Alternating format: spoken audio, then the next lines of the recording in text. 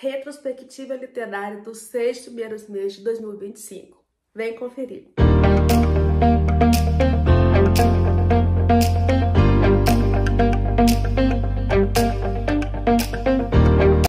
Oi gente, tudo bem? Bem-vindos ao canal Leituras da Fer. No vídeo de hoje vim trazer a minha retrospectiva literária dos 6 primeiros meses do ano, do primeiro semestre.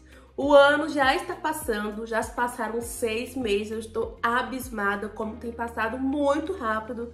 Então neste vídeo eu resolvi trazer tudo que eu li até agora, quais foram as leituras marcantes, quais foram as leituras mais difíceis. Então tudo isso vai ter aqui nesse vídeo hoje, espero que vocês gostem dessa modalidade. Nunca fiz retrospectiva em formato de vídeo. Já saiu a minha versão, né, assim, no feed, tudo certinho, lá no Instagram, no meu canal, no meu perfil. Então já aproveito para deixar aqui o meu arroba para você já me seguir lá no Instagram também, porque como eu sempre falo nos vídeos, lá é a minha rede principal, então tudo sai lá primeiro para depois me trazer para cá. Então para você não perder nada de Leituras da Fer, já me siga no Instagram. As minhas outras redes sociais também vão estar aqui na descrição desse vídeo para você me seguir e não perder nada. Mas agora, sem enrolação, o que aconteceu nesses 6 meses do ano? Bom, ao todo foram 16 livros lidos, está tendo uma média de 3 livros ao mês, e assim, eu estou me sentindo satisfatoriamente realizada, porque eu estou gostando das leituras, no geral estão sendo leituras boas. Eu estou conseguindo me adaptar, porque este ano eu tô tendo parcerias com editoras. Fazia muito tempo que eu não tinha parcerias com autores, com editoras, e este ano eu voltei a ter. Então, assim, tô aí trabalhando com 2 editoras, a Record e a Globo Livros. Então, assim, eu precisei, ainda preciso adaptar a minha rotina para ler as leituras de parceria e ler as leituras que eu tenho vontade, que também são muitas.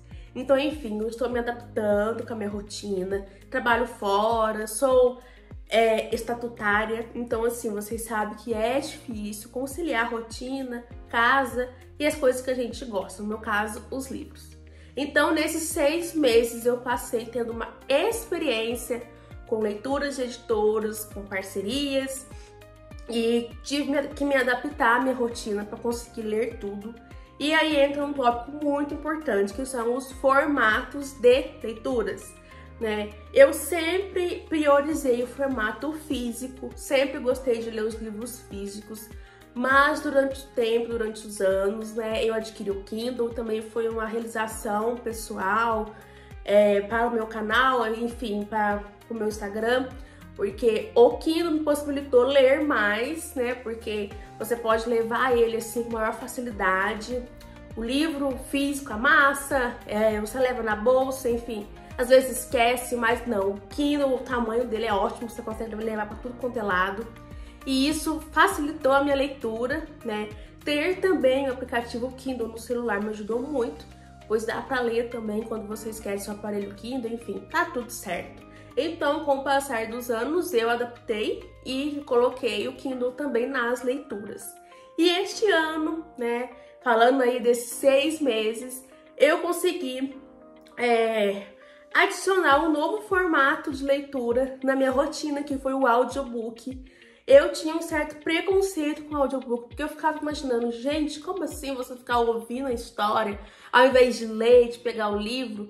Mas eu comi com a língua, porque esse ano eu experimentei, gostei demais, estou usando. Realizei algumas leituras em audiobook, inclusive as leituras de clubes, que enquanto eu fazia minhas coisinhas, fazia a janta, lavava uma roupa, eu colocava para escutar. Tive um saldo muito legal, porque eu consegui também me adaptar com o audiobook, porque eu tinha uma certa dificuldade em escutar a história e estar fazendo outras coisas ao mesmo tempo.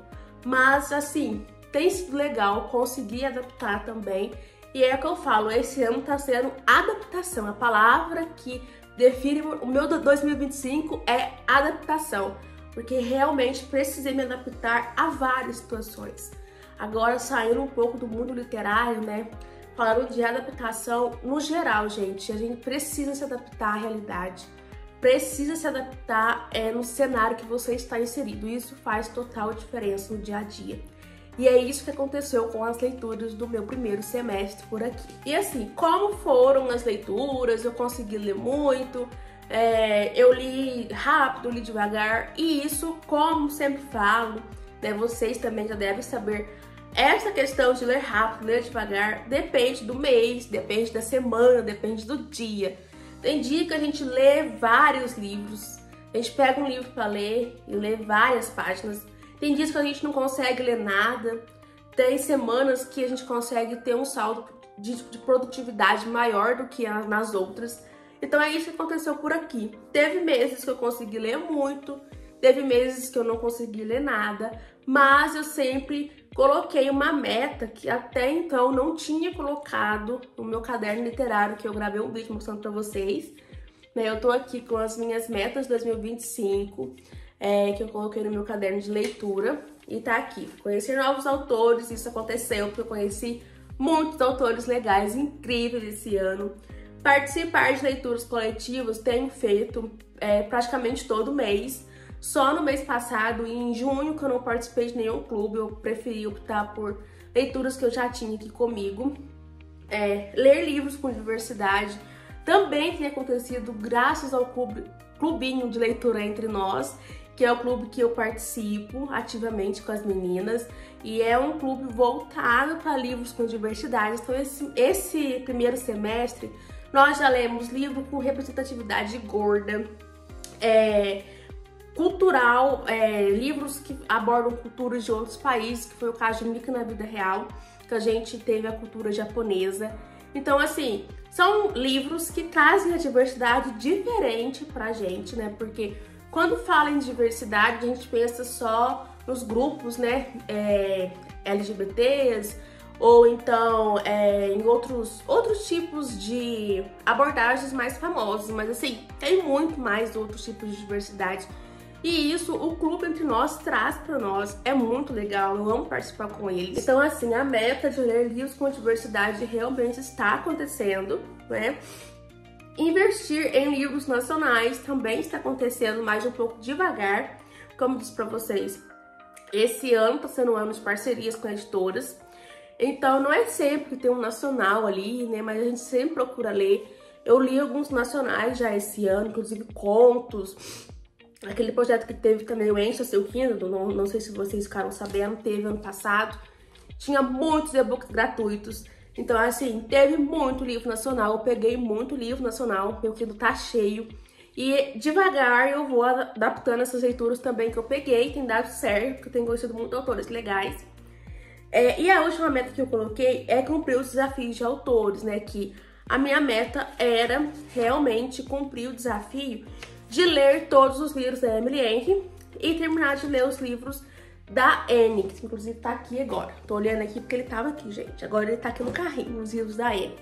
Enfim, essa meta tá indo bem devagar, porque ainda não consegui cumprir.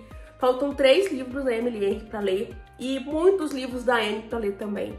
Não sei se é uma meta que eu vou conseguir cumprir esse ano, mas agora no segundo semestre vou tentar encaixar as leituras para conseguir também cumprir essa meta. E a última meta que eu coloquei agora, que surgiu, eu coloquei nesse primeiro semestre, mas não está no caderno, é justamente ler no mínimo 3 livros por mês. Por que eu coloquei essa meta? Porque sempre fui contra metas de quantidade de livros, mas eu senti a necessidade de colocar. E por quê? Eu estava me sentindo assim, muito, vamos dizer, relaxado, do jeito mais usual de falar, porque às vezes eu tinha muito tempo livre entre uma atividade e outra e eu não estava fazendo nada nesse tempo livre. Então, por exemplo, às vezes eu chegava em casa depois do serviço, fazia as minhas coisas, ficava horas no celular. Então eu percebi que eu estava deixando a leitura para priorizar celular, rede social. Então, eu coloquei essa meta pessoal de ler no mínimo 3 livros no mês para conseguir aproveitar esses tempos livres que eu ando tendo e que eu não estava encaixando nenhuma atividade assim, desse um resultado legal. Então, colocando essa meta, eu percebi que eu senti a necessidade de ler os livros para cumprir essa meta. E no final do mês eu tinha aí 3 livros lidos no mês. Aumentou drasticamente o número de livros, porque ano passado, por exemplo, eu estava lendo 1 livro no mês, 2 livros, 1 livro e meio. Então, assim, ter essa diferença para mim é gigantesca, porque não conseguia mais, não estava conseguindo ler muitos livros e eu adaptei, consegui encaixar aí 3 livros no mês. Outra coisa também muito importante, que até então eu não conseguia fazer e eu passei a conseguir, foi justamente ler vários livros ao mesmo tempo. Quem me acompanha no Instagram sabe que eu tinha maior dificuldade com isso. Não conseguia ler mais de um livro ao mesmo tempo. Tinha que ler um, terminar, pegar outro, terminar. E isso, assim, tava me deixando ansiosa, porque como eu faço parcerias com editoras, eu preciso ler os livros de parceria. E também tem as leituras que eu quero fazer. Então, para não se tornar, assim, leituras obrigatórias, ler mais de um livro ao mesmo tempo me possibilitou fazer o que eu quero. Ler os livros de parcerias e ler os livros que eu quero. Então, eu consegui dividir o meu tempo. Cada dia eu leio um livro, por exemplo, segunda eu leio o livro de parceria, terça eu leio o livro que eu quero e quarta eu leio o livro algum livro que eu estou lendo em coletivo, por exemplo. Então, são adaptações que esse ano eu consegui fazer e tem funcionado, gente. Tem funcionado sim. Eu segui várias dicas de pessoas que já leem mais de um livro, dicas básicas, né? Posso trazer um vídeo depois para falar sobre isso, mas dicas básicas para vocês. Quer começar a ler mais de um livro? Escolha livros diferentes entre si. Um romance, uma ficção, um romance na fantasia, um livro de autoajuda para quem gosta de ler, um livro de ficção. Enfim, tente misturar os gêneros para não ficar algo assim muito maçante, muito igual, tá? Isso é fundamental. Essa é a dica principal para quem quer começar a ler mais de um livro ao mesmo tempo. Ah, Fernanda, mas para que ler 3 livros ao mesmo tempo? Por que você não prioriza uma leitura só? Por que essa ansiedade em ler? Gente, é a minha realidade. Se você gosta de ler livros unitários, leia um, termina, beleza. Mas esse ano eu precisei fazer isso por causa das parcerias. Porque senão, se você pensar, eu ficaria lendo só livro de parceria todo mês. Porque eu não consigo ler um livro assim rápido. Tem mês que não dá, tem semanas que não dá, tem dia que a gente tá cansado, não consegue ler. Então foi o jeito que eu consegui me adaptar para conseguir estar lendo os livros que eu quero e os livros de parcerias. Agora vamos falar dos destaques do primeiro semestre. Eu separei uma lista aqui para comentar para vocês de tópicos e quais foram os livros que representam esses tópicos. Por exemplo, o primeiro tópico é: qual foi o livro favorito do primeiro semestre? Essa é uma escolha muito difícil, porque eu li vários livros lindos, favoritei vários livros, inclusive eu tô aqui com o meu post lá no Instagram, que se você ainda não viu, você vai ver, porque está muito legal. Os favoritos, até agora eu coloquei aqui, que foi Minha Melhor Parte, foi um livro fantástico, eu adorei ler. De Férias com Você, Sinais do Amor, Um Homem Chamado Ove e Balela foram os livros que eu favoritei neste primeiro semestre. E para escolher um livro apenas deste combo, eu separei aqui um livro que, assim, eu já conheci a história, porque tem uma série na Amazon Prime muito boa, e eu pude ler esse livro esse ano, assim, conhecer a história do livro.